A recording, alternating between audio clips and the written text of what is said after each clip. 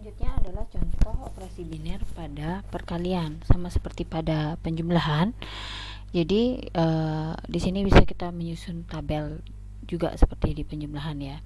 Nah, di sini contohnya adalah himpunan A. Jadi himpunan A itu adalah anggotanya A pangkat 0, A pangkat 1, A pangkat 2. Nah, di sini A itu adalah subset atau himpunan bagian dari Z3. Jadi sama seperti contoh yang tadi. Di sini kita bicara tentang modulo 3. Nah, tabelnya bisa kita lihat A pangkat 0 dikali A pangkat 0, A pangkat 0. Nah, di sini kita lihat yang khusus ya. A pangkat 1 dikali A pangkat 2, hasilnya A pangkat 0.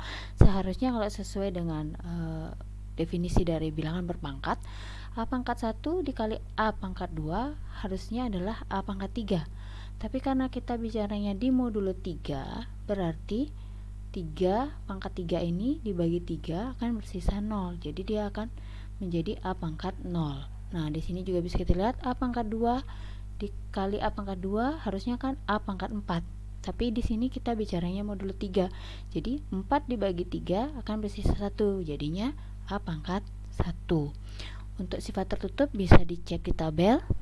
Jadi semua anggotanya setelah dioperasikan A dot B, misalnya di sini diambil beberapa bilangan, tetap hasilnya ada di himpunan A itu.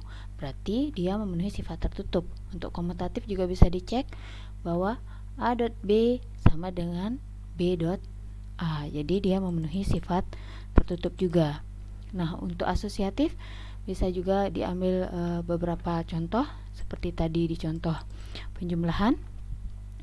Jadi bisa kita ambil sembarang, misalnya A-nya sama dengan A pangkat 2, B-nya A pangkat 1, C-nya A pangkat 0. Kemudian kita lakukan operasinya, operasi binernya. Nah, diperoleh bahwa dia memenuhi sifat asosiatif. Nah, untuk unsur identitas bisa kita cek di tabel. Di sini yang diwarnai biru. Jadi kita tahu identitas di perkalian itu kan 1. Nah, di sini di tabel ini bisa kita lihat identitasnya adalah A pangkat 0, karena kita tahu A pangkat 0 itu adalah 1. Jadi berapapun dikalikan dengan A pangkat 0 akan menghasilkan dirinya sendiri. Bisa kita lihat A pangkat 0 dikali A pangkat 0 hasilnya A pangkat 0. A pangkat 1 dikali A pangkat 0 hasilnya A pangkat 1.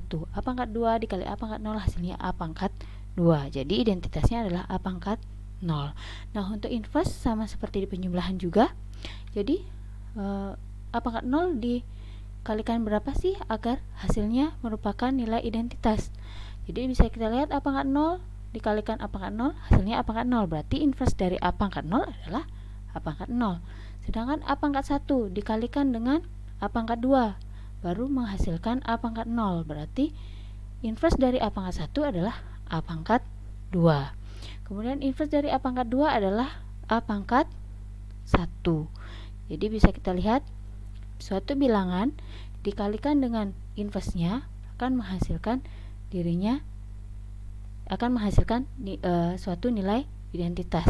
Itulah inverse. Jadi inverse-nya dari operasi perkalian ini bisa kita tentukan. Nah, seperti ini lengkapnya. Oke, itu contoh dari operasi biner pada perkalian.